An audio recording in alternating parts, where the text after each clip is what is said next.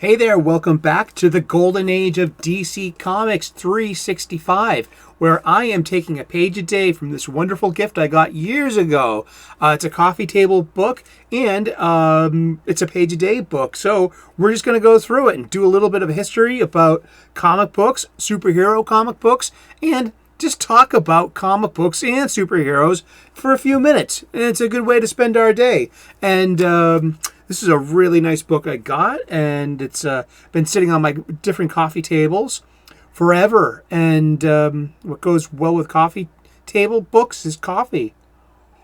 That's a darn good cuppa. So yeah, let's crack the book open and see where we are.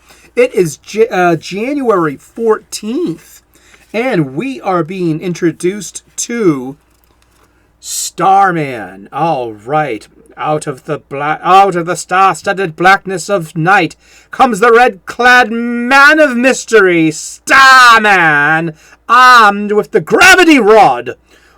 Once more, he clashes with sinister foes in the mystery of the undersea terror. Looks more like a job for Aquaman. And is that a Nazi I see over there? It might be. It was during World War II, and it was nothing better than seeing American heroes beat up those German bad guys. All right, well, this is art by Jack Burnley from Adventure Comics number 65, which came out in August of 1941. Remember, America would not join World War II until December 7th. Or maybe even December 8th, was it? 1941. And that was just solely in the Pacific, And yeah, so January 14th. The octopus, one of the life forms most alien to humankind, is always good for giving people the creeps. Although there are those folks who actually eat them.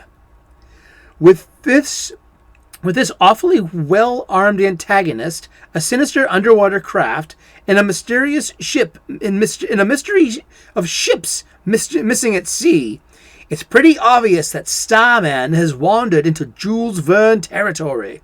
However, the monster in Verne's 20,000 Leagues Under the Sea from 1870 is actually a giant squid. You know what I mean? You got to keep your squids and octopi separated. You gotta keep them separated. What do I know about undersea life? They can keep to themselves and maintain their own culture. Let's worry about our own. And here's to comic book culture. Wonderful, wonderful comic book culture. We worry about art, where we're literally patrons of art, and it's a comic book of any day it was a writer, there was an artist, then there was someone else that colored it, and then there was someone else that put letters on it, and the voice and the voice bubbles, and then there was an editor to usher it along and direct it, and it always reminds me of a rock and roll band. You have the lead singer, your guitarist, your bassist, your drummer, your keyboardist, and your manager. And then there's also who's ever producing the album. So I think a rock band always makes a good analogy to a well-run comic book. Because a comic book rarely is just one person. It's always a team. And there are plenty of examples of good comic art and sequential comic art that is like Jim Davis. He did Garfield. Bill Watterson did Calvin and Hobbes. Berkeley Breathed, Bloom County, Doonesbury, Kathy, Sluggo and Nancy, the Peanuts. The list goes on and on. These were done by one person. Even something like the original Dragon Ball, all 42 manga, written and drawn by Akira Toriyama. So there's plenty of instances of single creators in this medium.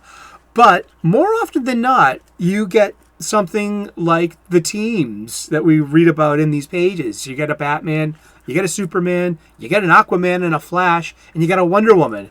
And all together, they all play their part, and they all get it done.